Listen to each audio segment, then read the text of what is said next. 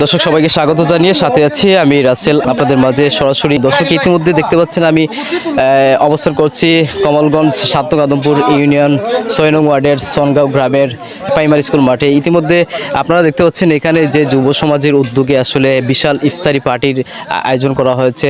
এই সনগাঁও গ্রামের যে যুবকের উদ্যোগে ৬ নং ওয়ার্ডের পুরোটি আসলে যে দাওয়াত দিয়ে তারা ইফতারি করাচ্ছেন সেগুলো আসলে একটু দেখানোর চেষ্টা করতেছি আমি আপনাদেরকে।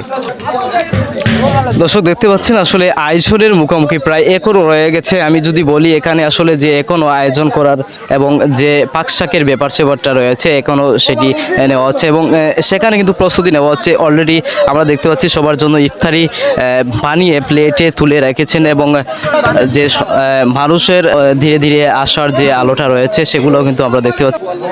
অত্যন্ত ভালো লাগছে সনগাঁও গ্রামের উদীয়মান তরুণ যারা আছে এদের উদ্যোগকে সাধুবাদ জানাই। এরা প্রত্যেকের যৌথ উদ্যোগে আজকের এই মহান ইফতার মাহফিলের আয়োজন করতে পেরেছে। আর এই আয়োজনকে আমরা সাধুবাদ জানাই। অত্যন্ত ভালো লাগছে, অতীতের সেই স্মৃতিকে আবারও ওরা সামনে টেনে আনছে।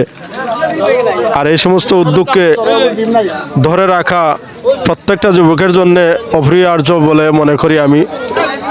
আগামী দিনগুলো যেন ওইভাবে আয়োজনের মাধ্যমে এই যুবকরা সমাজকে আবারও সেই ১৪৫০ বছর আগের ইতিহাসকে স্মরণ করিয়ে দিতে পারে। যুবকদের এমন মহৎ কাজে গ্রামবাসী খুশি। সবাই জানিয়েছেন তাদের এই মহৎ কাজ যেন বাকি জীবন ধরে রাখার চেষ্টা করেন এবং সবাই এই কাজে সহযোগিতা করবে।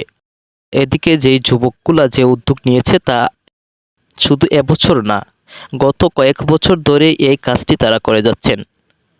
সবাই বলছেন যে এই মহৎ কাজে আমাদের গ্রামের যুবকরাই পারদর্শী এবং সবাই এই কাজকে উৎসাহমূলক ধরে নিয়েছেন এবং আগের যে দিনগুলা মানুষের যেভাবে ইফতারি করাতেন এবং দাওয়াত দিয়ে ইফতারি করিয়ে মহৎ মনে করতেন সেটি ধরার চেষ্টা করেছেন বারবার এই সনগাঁও গ্রামের যুবকরা। সেটি প্রমাণ করে দিয়েছেন আবারও বড় একটি উদ্যোগ নিয়ে। ধীরে ধীরে এই উদ্যোগটি তাদের যেন বড় হয়ে যেটি মানুষের উৎসাহ পেয়ে এবং আল্লাহ তাআলার মেহেরবানিতে তারা এবারেই এই বছরেই এই উদ্যোগটি আরও বড় করে নিয়েছেন। শেষে দোয়া ও মাহফিলে এই ইফতারি পার্টিটি সম্পূর্ণ হয় এবং ৩ থেকে ৪ গ্রামের মানুষ এই ইফতারি দাওয়াত পেয়ে সবাই এসে ইফতারি করেছেন। সেই কাজকে উৎসাহ ঝরিত বলেছেন। তোমার নিজ দয়া করে মাফ করে দাও।